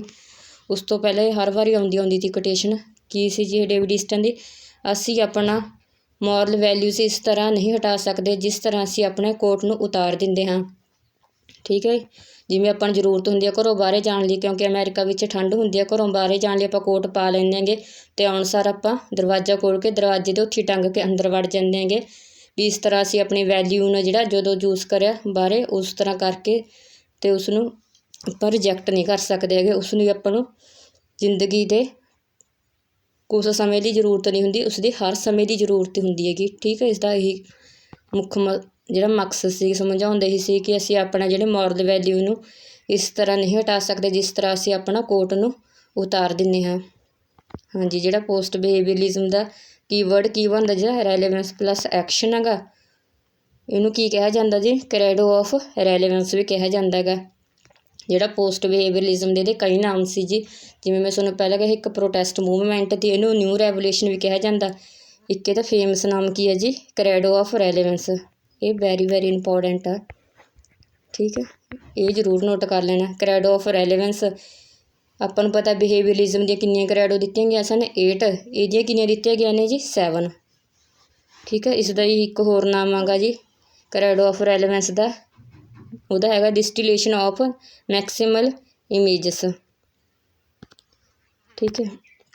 ਹਾਂਜੀ, ਇਹ ਨਾਮ ਵੀ ਯਾਦ ਕਰ ਲਓ, ਪਰ ਇਹ ਇੰਨਾ ਆਇਆ ਤਾਂ ਨਹੀਂ ਹੈਗਾ ਕਦੇ ਪੇਪਰ 'ਚ। ਚਲੋ ਆਪਾਂ ਸਾਰੇ ਹੀ ਕਰਾਂਗੇ ਅੱਜ ਕਵਰ। ਤੁਹਾਨੂੰ ਕਹਿਤੀ ਵੀ ਇੱਕੋ ਕੁਐਸਚਨ ਤੁਹਾਡਾ ਮੈਂ ਅੱਜ ਇੱਥੋਂ ਕਲੀਅਰ ਕਰਵਾ ਦੂੰਗੀ, ਤੁਹਾਨੂੰ ਹੋਰ ਕੋਈ ਵੀਡੀਓ ਦੇਖਣ ਦੀ ਜ਼ਰੂਰਤ ਨਹੀਂ ਪਊਗੀ ਵਿਵਹਾਰ ਵਾਸਤੇ। ਠੀਕ ਹੈ। ਕਰੈਡੋ ਆਫ ਰੈਲੇਵੈਂਸ ਦਾ ਦੂਜਾ ਨਾਮ ਕੀ ਹੈ ਜੀ? ਡਿਸਟੀਲੇਸ਼ਨ ਆਫ ਦਾ ਮੈਕਸੀਮਾਈਲ ਇਮੇਜਸ। ਚਲੋ ਨੈਕਸਟ ਚੱਲਦੇ ਹਾਂ ਜੀ। ਹਾਂਜੀ, ਇੱਕ ਇਹਦੇ ਬਾਰੇ ਹੋਰ ਇੰਪੋਰਟੈਂਟ ਆ। It is better to be ਵੇਸ ਦੈਨ ਨੋਨ ਰੈਲੇਵੈਂਟ ਪ੍ਰਸਾਈਜ਼। ਇਹ ਕਿਹਾ ਗਿਆ ਸੀ ਜੀ ਵੀ ਜਿਹੜਾ ਇੱਕ ਫਾਲਤੂ ਦੀ ਥਿਊਰੀ ਹੈ, ਜਿਹੜੀ ਰੈਲੇਵੈਂਟ ਥਿਊਰੀ ਨਹੀਂ ਹੈਗੀ, ਉਸ ਤੋਂ ਤਾਂ ਬੈਟਰ ਕੀ ਹੈਗੀ? ਇੱਕ ਬੇਜ ਹੈਗਾ। ਠੀਕ ਹੈ। ਇਹ ਵੀ ਇੰਪੋਰਟੈਂਟ ਇੱਕ ਕੋਟੇਸ਼ਨ ਸੀ ਜੀ। ਚਲੋ ਨੈਕਸਟ ਚੱਲਦੇ ਹਾਂ। ਹਾਂਜੀ, ਜਿਵੇਂ ਉਹਦੀਆਂ 8 ਦਿੱਤੀਆਂ ਗਈਆਂ ਸੀ ਕਰੈਡੋ, ਇਸ ਤਰ੍ਹਾਂ ਇਹਦੀਆਂ 7 ਤੀਆਂ ਆਪਾਂ ਇੱਕ ਵਾਰੀ ਦੇਖ ਲੈਂਦੇ ਹਾਂ ਇਹਦੀਆਂ। ਠੀਕ ਹੈ। ਫਸਟ ਵਿੱਚ ਕੀ ਕਿਹਾ ਜਾਂਦਾ? ਇਹਦੇ ਮੁੱਖ 7 ਲੱਛਣ, ਤੇ ਇਹ ਇੰਨੇ ਨਹੀਂ ਆਏ ਹੈਗੇ ਕਦੇ ਪੇਪਰ 'ਚ। ਜਿਹੜੇ ਉੱਧਰਲੇ 8 ਸੀ ਉਹ ਜ਼ਰੂਰ ਆਏ ਹੋਏ ਨੇ, ਪਰ ਆਪਾਂ ਇੱਕ ਵਾਰੀ ਇਹ ਵੀ ਕਰ ਲੈਂਦੇ ਹੈਗੇ ਕਿਉਂਕਿ ਆਪਾਂ ਨੂੰ ਮੇਨ ਥਿਊਰੀ ਤਾਂ ਇਹੀ ਦਿੱਤੀ ਗਈ ਹੋਈ ਹੈਗੀ ਸਿਲੇਬਸ 'ਚ। ਵਿਸ਼ਾ ਵਸਤੂ ਤਕਨੀਕ ਤੋਂ ਮਹੱਤਵਪੂਰਨ ਹੋਣੀ ਚਾਹੀਦੀ ਹੈ। ਠੀਕ ਹੈ ਜੀ, ਵੀ ਵਿਸ਼ਾ ਵਸਤੂ ਜ਼ਿਆਦਾ ਇੰਪੋਰਟੈਂਟ ਆ ਤਕਨੀਕ ਤੋਂ। ਸੈਕਿੰਡ ਹੈਗੇ ਜੀ, ਰਾਜਨੀਤਿਕ ਸ਼ਾਸਤਰ ਨੂੰ ਸਮਾਜਿਕ ਸੁਰੱਖਿਆ ਦੀ ਥਾਂ ਸਮਾਜਿਕ ਪਰਿਵਰਤਨ 'ਤੇ ਜ਼ੋਰ ਦੇਣਾ ਚਾਹੀਦਾ ਹੈ। ਵੀ ਰਾਜਨੀਤੀ ਦਾ ਉਹਦਾ ਮੁੱਖ ਕੰਮ ਸਿਰਫ ਸੁਰੱਖਿਆ ਕਰਨਾ ਨਹੀਂ ਹੈਗਾ, ਸਮਾਜ ਵਿੱਚ ਨਵੇਂ ਪਰਿਵਰਤਨ ਵੀ ਲੈ ਕੇ ਆਉਣਾ ਗਾ। ਥਰਡ ਹੈਗੇ ਜੀ, ਰਾਜਨੀਤੀ ਸ਼ਾਸਤਰ ਨੂੰ ਜੀਵਨ ਦੀਆਂ ਸੱਚਾਈਆਂ ਤੋਂ ਮੂੰਹ ਨਹੀਂ ਮੋੜਨਾ ਚਾਹੀਦਾ। ਚਲੋ ਨੈਕਸਟ ਚੱਲਦੇ ਹਾਂ ਜੀ। ਰਾਜਨੀਤਿਕ ਸ਼ਾਸਤਰ ਕਦਰਾਂ ਕੀਮਤਾਂ ਨਾਲ ਲੱਦਿਆ ਹੋਣਾ ਚਾਹੀਦਾ ਹੈ। ਠੀਕ ਹੈ। ਇਹਦਾ ਮੇਨ ਇਹੀ ਹੈਗੀ, ਇਹ 4th ਨੰਬਰ ਦੀ ਹੈਗੀ ਹੈ। ਮੈਂ ਕ੍ਰੋਨੋਲੋਜੀ ਆਰਡਰ 'ਚ ਲਾਏ ਹੋਏ ਨੇ, ਜੇ ਪੁੱਛ ਲੈਣ ਵੀ ਜਿਹੜਾ ਕਦਰਾਂ ਕੀਮਤਾਂ ਦਾ ਵੈਲਿਊ ਨੇ ਕਿਹੜੇ ਨੰਬਰ ਦੀ ਕਰੈਡੋ ਵਿੱਚ ਐਡ ਕੀਤਾ ਗਿਆ ਸੀ, ਤਾਂ ਉਹ ਹੈਗੇ 4 ਨੰਬਰ। ਨੈਕਸਟ ਚੱਲਦੇ 5 ਨੰਬਰ ਹੈਗੇ ਜੀ, ਰਾਜਨੀਤਿਕ ਵਿਗਿਆਨੀਆਂ ਅਤੇ ਬੁੱਧੀਜੀਵੀਆਂ ਨੂੰ ਮਨੁੱਖੀ ਕਦਰਾਂ ਕੀਮਤਾਂ ਦੀ ਸੁਰੱਖਿਆ ਕਰਨੀ ਚਾਹੀਦੀ ਹੈ। ਨੈਕਸਟ ਹੈ ਜੀ, ਗਿਆਨ ਕਿਰਿਆਸ਼ੀਲਤਾ ਲਈ ਮਜ਼ਬੂਤ ਕਰਦਾ ਹੈ। ਅਤੇ ਲਾਸਟ ਹੈਗੇ ਜੀ, ਰਾਜਨੀਤੀ ਸ਼ਾਸਤਰ ਦਾ ਰਾਜਨੀਤੀਕਰਨ। ਠੀਕ ਹੈ। ਚਲੋ ਇੱਕ ਵਾਰ ਮੈਂ ਤੁਹਾਨੂੰ ਇਹ ਵੀ ਪੋਸਟ ਬਿਹੇਵੀਅਰਲਿਜ਼ਮ ਵੀ ਰਿਪੀਟ ਕਰਵਾ ਦਿੰਦੀ ਹੈਗੀ। ਹਾਂਜੀ, ਪੋਸਟ ਬਿਹੇਵੀਅਰਲਿਜ਼ਮ ਜਿਹੜਾ ਕਿੱਥੇ ਹੋਇਆ ਸੀ ਜੀ? ਇੱਕ ਲੈਕਚਰ ਦਿੱਤਾ ਗਿਆ ਸੀ ਡੇਵਿਡ ਈਸਟਨ ਵੱਲੋਂ ਆਪਸਾ ਨਿਊਯਾਰਕ ਵਿੱਚ 1969 ਵਿੱਚ। ਉਸ ਵਿੱਚ ਜਿਹੜਾ ਲੈਕਚਰ ਵਿੱਚ ਨਿਊਯਾਰਕ ਵਿੱਚ ਇਹਨੇ ਮਾफ़ੀ ਮੰਗੀ ਤੀ। ਈਸਟਨ ਨੇ ਕਿਹਾ ਸੀ ਜਿਹੜਾ ਵਿਵਹਾਰਵਾਦੀ ਥਿਊਰੀ ਮੈਂ ਦਿੱਤੀ ਹੈਗੀ ਉਹ ਇਰੈਲੀਵੈਂਟ ਹੈਗਾ। ਠੀਕ ਹੈ। ਉਸ ਦਾ ਪ੍ਰੈਕਟੀਕਲ ਤੌਰ 'ਤੇ ਆਪਾਂ ਸਮਾਜ ਵਿੱਚ ਜਿਹੜਾ ਪ੍ਰਯੋਗ ਜਿਹੜਾ ਨਹੀਂ ਕਰ ਸਕਦੇ ਹੈਗੇ, ਕੋਈ ਫੇਲੀਅਰ ਸੀ। ਉਸ ਦੇ ਥਾਂ 'ਤੇ ਉਸਨੇ ਫਿਰ ਪੋਸਟ ਬਿਹੇਵੀਅਰਲਿਜ਼ਮ ਲੈ ਕੇ ਆਉਂਦਾ ਸੀਗਾ। ਨੈਕਸਟ ਚੱਲਦੇ ਜੀ, ਇੱਕ ਪ੍ਰੋਟੈਸਟ ਮੂਵਮੈਂਟ ਸੀਗਾ। ਆਪਣੀ ਪੁਰਾਣੀ ਥਿਊਰੀ ਨੂੰ ਉਹਨੇ ਕੀ ਕਿਹਾ ਸੀ? ਇੱਕ ਮਾਈਂਡਲੈਸ ਹੈਗੀ ਇਹ। ਠੀਕ ਆ। ਪੋਸਟ ਬਿਹੇਵੀਅਰਲਿਜ਼ਮ ਨਾਲ ਸੰਬੰਧਿਤ ਜਿਹੜੇ ਇੰਪੋਰਟੈਂਟ ਥਿੰਕਰ ਨੇ ਉਹ ਹੈਗੇ ਨੇ ਮੈਕਸ ਵੈਬਰ, ਗ੍ਰਾਹਮ ਬੈਲਸ ਅਤੇ ਕਿਰਕਪੈਟਰਿਕ। ਚਲੋ ਨੈਕਸਟ ਚੱਲਦੇ ਹਾਂ ਜੀ। ਹਾਂਜੀ, ਜਿਹੜਾ ਪੋਸਟ ਬਿਹੇਵੀਅਰਲਿਜ਼ਮ ਥਿਊਰੀ ਆ ਉਹ ਜਿਹੜੀ ਟਰਡੀਸ਼ਨਲ ਪੋਲੀਟੀਕਲ ਥਿਊਰੀ ਆ ਅਤੇ ਬਿਹੇਵੀਅਰਲਿਜ਼ਮ ਆ, ਦੋਹਾਂ ਦਾ ਕੰਬਾਈਨ ਰੂਪ ਆ ਜੀ। ਠੀਕ ਹੈ। ਦੋਹਾਂ ਨੂੰ ਮੈਚ ਕਰਕੇ ਜਿਹ 'ਚੋਂ ਵਧੀਆ ਚੀਜ਼ਾਂ ਨੇ ਦੋਹਾਂ 'ਚੋਂ ਮਿਕਸਅਪ ਕਰਕੇ ਬਣਾਈ ਗਈ ਹੈਗੀ। ਹਾਂਜੀ, ਇਸ ਨਾਲ ਜਿਹੜੇ 2 ਹੋਰ ਪਾਰਟਨਰ ਤੇ ਜਦੋਂ ਪੋਸਟ ਬਿਹੇਵੀਅਰਲਿਜ਼ਮ ਲੈ ਕੇ ਆਉਂਦਾ ਸੀਗਾ, 2 ਪਾਰਟਨਰ ਹੋਰ ਤੇ ਜਿਨ੍ਹਾਂ ਨੇ ਕੰਮ ਕੀਤਾ ਤੇ ਉਹ ਹੈਗਾ ਸੀ ਆਸਟਿਨ ਰਾਣੇ ਅਤੇ ਪੀਟਰ ਮਾਰਕਿਲ। ਇੱਕ ਜਿਹੜੀ ਬਿਹੇਵੀਅਰਿਜ਼ਮ ਤੀ ਉਹ ਯੂਰੋਸੈਂਟਰਿਕ ਤੀ, ਸਿਰਫ ਅਮੈਰੀਕਾ ਦੀ ਸੀ ਉਹ ਥਿਊਰੀ। ਇਹਦੇ ਜਿਹੜੇ 7 ਨੇਗੇ ਕ੍ਰੇਡੋ ਨੇਗੇ, ਬਿਹੇਵੀਅਰਿਜ਼ਮ ਦੇ 8 ਤੀ, ਇਹਦੇ ਕ੍ਰੇਡੋ ਆਫ ਰੈਲੇਵੈਂਸ 7 ਨੇਗੇ। ਚਲੋ ਇਹਨਾਂ ਇੰਪੋਰਟੈਂਟ ਨੇਗੇ 7, ਤੁਸੀਂ ਦੇਖ ਲੈਣਾ। ਚਲੋ ਆਪਾਂ ਕੁਐਸਚਨ 'ਤੇ ਚੱਲਦੇ ਹਾਂ ਜੀ ਸਿੱਧਾ। ਹੁਣ ਬਹੁਤ ਹੋ ਗਈ ਥਿਊਰੀ ਆਪਣੇ ਲਵੇ। ਹੁਣ ਦੇਖੀ ਤੁਹਾਨੂੰ ਕੁਐਸਚਨ ਮਿੰਟ 'ਚ ਯਾਦ ਹੋਣਗੇ, ਇਕੱਲਾ ਕੁਐਸਚਨ ਬਣਾ ਸਕੂੰਗੇ, ਇੰਨੇ ਵਧੀਆ ਤਰੀਕੇ ਨਾਲ ਨੋਟਸ ਤਿਆਰ ਕੀਤੇ ਗਏ। ਤੇ ਵਿਵਹਾਰਵਾਦ ਦਾ ਅਧਿਕ ਸਪਸ਼ਟ ਅਤੇ ਵਿਆਪਕ ਅਰਥ ਕਿਸ ਨੇ ਸਪਸ਼ਟ ਕੀਤਾ ਸੀ ਜਾਂ ਕੀਤਾ ਹੈ? ਆਪਸ਼ਨ ਹੈ ਜੀ ਡੇਵਿਡ ਈਸਟਨ, ਚਾਰਲਸ ਮੈਰੀਅਮ, ਰੋਬਰਟ ਡਾਹਲ ਜਾਂ ਫਿਰ ਉਪਰੋਕਤ ਸਾਰੇ। ਹਾਂਜੀ, ਜਿਹੜਾ ਸਪਸ਼ਟ ਤੌਰ 'ਤੇ ਅਧਿਕ ਸਪਸ਼ਟ ਅਤੇ ਵਿਆਪਕ ਅਰਥ ਦਿੱਤਾ ਹੈਗਾ ਉਹ ਦਿੱਤਾ ਸੀ ਡੇਵਿਡ ਈਸਟਨ ਨੇ। ਆਪਾਂ ਨੂੰ ਪਤਾ ਇਹਨੂੰ ਫੇਮ ਕਿਹਨੇ ਦਿੱਤਾ ਸੀ? ਡੇਵਿਡ ਈਸਟਨ ਨੇ। ਇਸ ਨੇ ਸਭ ਤੋਂ ਵੱਧ ਵਰਕ ਕੀਤਾ ਸੀ ਇਹ 'ਤੇ। ਨੈਕਸਟ ਚੱਲਦੇ ਹਾਂ ਜੀ। ਪਾਵਰ ਐਂਡ ਸੁਸਾਇਟੀ ਕਿਤਾਬ ਦੇ ਲੇਖਕ ਕੌਣ ਹਨ? ਇਹ ਕੁਛ ਇੰਪੋਰਟੈਂਟ ਬੁੱਕਸ ਨੇ ਮੈਂ ਲੈ ਕੇ ਆਈ ਹਾਂ ਜਿਹੜੀਆਂ ਵਿੱਚ ਬਿਹੇਵੀਅਰਿਜ਼ਮ ਨਾਲ ਵੀ ਸੰਬੰਧਿਤ ਨੇਗੀਆਂ। ਹਾਂਜੀ, ਪਾਵਰ ਐਂਡ ਸੁਸਾਇਟੀ। ਆਪਸ਼ਨ ਹੈਗਾ ਜੀ ਕੈਟਲਿਨ ਲਾਸਵੇਲ, ਕਪਲਾਨ ਜਾਂ ਫਿਰ ਡੇਵਿਡ ਈਸਟਨ। ਸਹੀ ਆਪਸ਼ਨ ਹੈਗਾ ਜੀ ਇਹਦੀ ਆਪਸ਼ਨ ਨੰਬਰ ਸੀ, ਕਪਲਾਨ। ਨੈਕਸਟ ਹੈ ਜੀ ਨਿਮਨਲਿਖਤ ਵਿੱਚੋਂ ਕਿਸ ਨੂੰ ਵਿਵਹਾਰਵਾਦੀ ਉਪਾਗਮ ਦਾ ਸੰਸਥਾਪਕ ਕਿਹਾ ਜਾਂਦਾ ਹੈ? ਹਾਂਜੀ, ਦੇਖੋ ਐਵੇਂ ਆ ਜਾਂਦੇ ਨੇ ਇਹ ਕੁਐਸਚਨ। ਜਿਹੜਾ ਸੰਸਥਾਪਕ ਆ ਉਹ ਕਿਹਨੂੰ ਕਿਹਾ ਜਾਂਦਾ ਹੈ? ਆਪਸ਼ਨ ਹੈ ਚਾਰਲਸ ਮੈਰੀਅਮ, ਲਾਸਵੇਲ, PB ਸਮਿਥ ਜਾਂ ਫਿਰ ਉਪਰੋਕਤ ਸਾਰੇ। ਸਹੀ ਆਨਸਰ ਹੈ ਜੀ ਇੱਥੇ ਆਪਸ਼ਨ ਨੰਬਰ ਏ, ਚਾਰਲਸ ਮੈਰੀਅਮ। ਨੈਕਸਟ ਹੈ ਜੀ ਨਿਮਨਲਿਖਤ ਵਿੱਚੋਂ ਕਿਸ ਵਿਦਵਾਨ ਨੇ ਵਿਵਹਾਰਵਾਦ ਦੀ ਆਲੋਚਨਾ ਨਹੀਂ ਕੀਤੀ? ਹਾਂਜੀ, ਜਿਹਨੇ ਆਲੋਚਨਾ ਨਹੀਂ ਕੀਤੀ ਹੈਗੀ ਆਪਾਂ ਉਸ ਦਾ ਨਾਮ ਲੈਣਾ। ਆਪਸ਼ਨ ਹੈ ਜੀ ਲਿਓ ਸਟਰਾਸ, ਰੋਬਰਟ ਡਾਹਲ, ਸਿਬਲੀ ਜਾਂ ਫਿਰ ਮਾਰਕ ਪੈਟਰਿਕ। ਸਹੀ ਆਪਸ਼ਨ ਹੈਗੇ ਜੀ option number D, mark Patrick. ਠੀਕ ਹੈ। ਨੈਕਸਟ ਚੱਲਦੇ ਹਾਂ ਜੀ ਵਿਵਹਾਰਵਾਦ ਦੀ ਉਤਪੱਤੀ ਕਿਉਂ ਹੋਈ? ਆਪਸ਼ਨ ਹੈ ਜੀ ਪਰੰਪਰਾਗਤ ਰਾਜਨੀਤਿਕ ਵਿਗਿਆਨ ਦੇ ਵਿਦਰੋਹ ਵਿੱਚ, ਆਧੁਨਿਕ ਰਾਜਨੀਤਿਕ ਵਿਗਿਆਨ ਦੇ ਵਿਦਰੋਹ ਵਿੱਚ ਜਾਂ ਫਿਰ ਅੰਤਰ ਅਨੁਸ਼ਾਸਨਾਤਮਕ ਅਧਿਐਨ ਦੇ ਵਿਰੋਧ ਵਿੱਚ ਜਾਂ ਫਿਰ ਉਪਰੋਕਤ ਵਿੱਚੋਂ ਕੋਈ ਵੀ ਨਹੀਂ। ਸਹੀ ਆਪਸ਼ਨ ਹੈਗਾ ਜੀ ਇਹਦੀ ਆਪਸ਼ਨ ਨੰਬਰ ਏ, ਪਰੰਪਰਾਗਤ ਰਾਜਨੀਤਿਕ ਵਿਗਿਆਨ ਦੇ ਵਿਰੋਧ ਵਿੱਚ। ਚਲੋ ਨੈਕਸਟ ਚੱਲਦੇ ਹਾਂ ਜੀ। ਗ੍ਰਾਹਮ ਬੈਲਸ ਦੀ ਕਿਤਾਬ ਹਿਊਮਨ ਨੇਚਰ ਇਨ ਪੋਲੀਟੀਕਲ ਕਦੋਂ ਪ੍ਰਕਾਸ਼ਿਤ ਹੋਈ? ਆਪਸ਼ਨ ਹੈ ਜੀ 1906, 1907, 1908, 1808। ਸਹੀ ਆਪਸ਼ਨ ਬਣਦੀ ਹੈ ਜੀ ਇਹਦੀ ਆਪਸ਼ਨ ਨੰਬਰ ਸੀ, 1908। ਠੀਕ ਆ। ਗ੍ਰਾਹਮ ਬੈਲਸ ਦੀ ਕਿਤਾਬ ਦਾ ਨਾਮ ਕੀ ਹੈ ਜੀ? ਹਿਊਮਨ ਨੇਚਰ ਇਨ ਪੋਲੀਟਿਕਸ। ਇਹ ਇੰਪੋਰਟੈਂਟ ਕਿਤਾਬ ਆ, ਨਾਮ ਯਾਦ ਰੱਖ ਲੈਣਾ ਥਿੰਕਰ ਦਾ। ਨੈਕਸਟ ਚੱਲਦੇ ਦੀ ਪ੍ਰੋਸੈਸ ਆਫ ਗੌਰਮੈਂਟ ਕਿਸ ਦੀ ਰਚਨਾ ਹੈ? ਆਪਸ਼ਨ ਹੈ ਜੀ David Easton, Arthur Bentley, Graham bells ਜਾਂ ਫਿਰ ਆਲਮੰਡ। ਸਹੀ ਆਪਸ਼ਨ ਬਣਦੀ ਹੈ ਜੀ ਇਹਦੀ option number B, Arthur Bentley. Next ਹੈ ਜੀ ਚਾਰਲਸ ਮੈਰੀਅਮ ਦੀ ਕਿਤਾਬ ਨਿਊ ਐਸਪੈਕਟ ਆਫ ਪੋਲੀਟਿਕਸ ਕਦੋਂ ਪ੍ਰਕਾਸ਼ਿਤ ਹੋਈ? ਹਾਂਜੀ, ਨਿਊ ਐਸਪੈਕਟ ਆਫ ਪੋਲੀਟਿਕਸ ਇਹ ਕਦੋਂ ਹੋਈ ਸੀ ਜੀ? ਇਹ ਹੋਈ ਸੀ ਜੀ ਆਪਸ਼ਨ ਨੰਬਰ ਏ 1925 ਵਿੱਚ। ਨੈਕਸਟ ਹੈ ਜੀ ਨਿਮਨਲਿਖਤ ਵਿੱਚੋਂ ਵਿਵਹਾਰਵਾਦ ਦੇ ਉਦੈ ਦੇ ਕੀ ਕਾਰਨ ਸੀ? ਆਪਸ਼ਨ ਹੈ ਜੀ ਸਮਾਜਿਕ ਵਿਗਿਆਨਾਂ ਤੋਂ ਪ੍ਰੇਰਣਾ, ਦੂਜੇ ਵਿਸ਼ਵ ਯੁੱਧ ਦਾ ਪ੍ਰਭਾਵ, ਨਵੀਂ ਅਧਿਐਨ ਪੱਧਤੀ ਦਾ ਪ੍ਰਯੋਗ, ਉਪਰੋਕਤ ਸਾਰੇ। ਸਹੀ ਆਪਸ਼ਨ ਹੈ ਜੀ ਆਪਸ਼ਨ ਨੰਬਰ ਡੀ, ਉਪਰੋਕਤ ਸਾਰੇ। ਕਿਉਂਕਿ ਦੂਜੇ ਵਿਗਿਆਨਾਂ ਦਾ ਪ੍ਰਭਾਵ ਪਿਆ ਅਤੇ ਆਪਾਂ ਨੂੰ ਪਤਾ ਮੈਥਮੈਟਿਕਸ ਦਾ ਇਹਦਾ ਬਹੁਤ ਪ੍ਰਭਾਵ ਪਿਆ ਸੀ, ਦੂਜੇ ਵਿਸ਼ਵ ਯੁੱਧ ਦਾ ਵੀ ਪ੍ਰਭਾਵ ਪਿਆ ਸੀ ਅਤੇ ਇੱਕ ਨਵੀਂ ਜਿਹੜਾ ਅਧਿਐਨ ਪੱਧਤੀ ਦਾ ਉਸ ਦਾ ਵੀ ਪ੍ਰਯੋਗ ਕਰਨਾ ਚਾਹੁੰਦੇ ਸਨ ਕਿ ਇਹ ਨੋਰਮੈਂਟੀ ਨੂੰ ਛੱਡ ਕੇ ਪ੍ਰੈਕਟੀਕਲ ਬੇਸ ਬਣ ਜੇ। ਨੈਕਸਟ ਹੈ ਜੀ ਰਾਜਨੀਤਿਕ ਵਿਗਿਆਨੀਆਂ ਵਿੱਚ ਮੂਲ ਰਹਿਤ ਅਧਿਐਨ 'ਤੇ ਜ਼ੋਰ ਦਿੱਤਾ। ਆਪਸ਼ਨ ਹੈ ਵਿਵਹਾਰਵਾਦ, ਉੱਤਰ ਵਿਵਹਾਰਵਾਦ, ਏ ਅਤੇ ਬੀ ਦੋਵੇਂ ਜਾਂ ਫਿਰ ਕੋਈ ਵੀ ਨਹੀਂ। ਸਹੀ ਆਪਸ਼ਨ ਬਣੂ ਜੀ ਇਹਦੀ ਆਪਸ਼ਨ ਨੰਬਰ ਏ, ਵਿਵਹਾਰਵਾਦ। ਨੈਕਸਟ ਚੱਲਦੇ ਹਾਂ ਜੀ ਆਧੁਨਿਕ ਰਾਜਨੀਤਿਕ ਵਿਗਿਆਨ ਦੇ ਕਿਸ ਅਧਿਐਨ ਪੱਧਤੀ 'ਤੇ ਬਲ ਦਿੱਤਾ ਸੀ?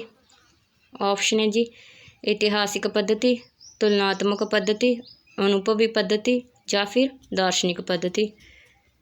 ਜਿਹੜੇ ਆਧੁਨਿਕ ਰਾਜਨੀਤਿਕ ਵਿਗਿਆਨੀ ਸੀ ਜੀ, ਉਹਨਾਂ ਨੇ ਅਨੁਭਵ ਦੇ ਆਧਾਰ 'ਤੇ ਵੀ ਜਿਸ ਤਰ੍ਹਾਂ ਆਪਣੇ ਆਲੇ ਦੁਆਲੇ ਏਰੀਏ 'ਚ ਹੋ ਰਿਹਾ, ਆਪਾਂ ਉਸ ਤੋਂ ਕਿਹੜਾ ਕੁਛ ਸਿੱਖ ਰਹੇ ਉਸ ਦੇ ਆਧਾਰ 'ਤੇ ਆਪਾਂ ਅਨੁਭਵ ਦੇ ਆਧਾਰ 'ਤੇ ਪੱਧਤੀ ਹੈ ਜਿਹੜਾ ਵਰਕ ਕਰਾਂਗੇ।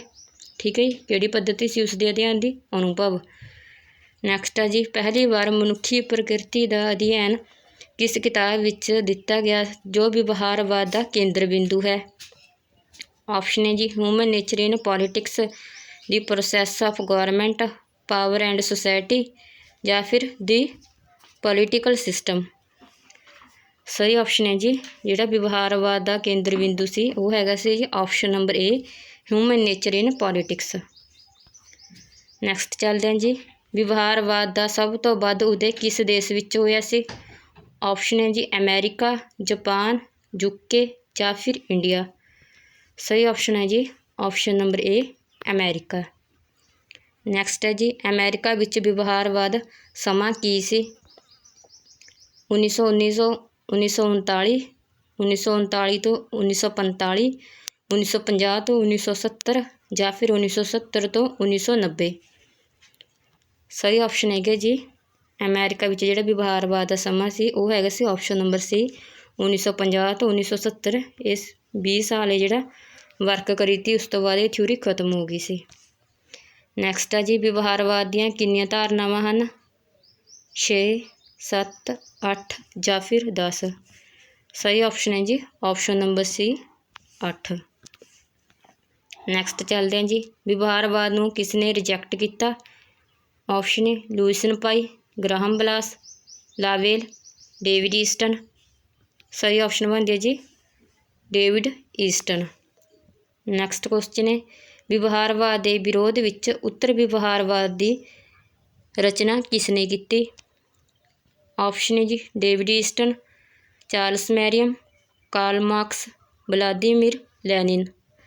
ਸਹੀ ਆਪਸ਼ਨ ਹੈ ਜੀ option number A, David Easton ਨੇ 1969 'ਚ ਕੀਤੀ ਸੀ। ਠੀਕ ਹੈ ਜੀ, ਆਪਸਾ ਨਿਊਯਾਰਕ ਵਿੱਚ ਇੱਕ ਲੈਕਚਰ ਦੇ ਦੌਰਾਨ। ਉੱਤਰ ਵਿਵਹਾਰਵਾਦ ਦਾ ਉਦੈ ਕਦੋਂ ਹੋਇਆ ਸੀ? ਆਪਸ਼ਨ ਹੈ ਜੀ 1969, 1970, 1971 ਜਾਂ ਫਿਰ 1972।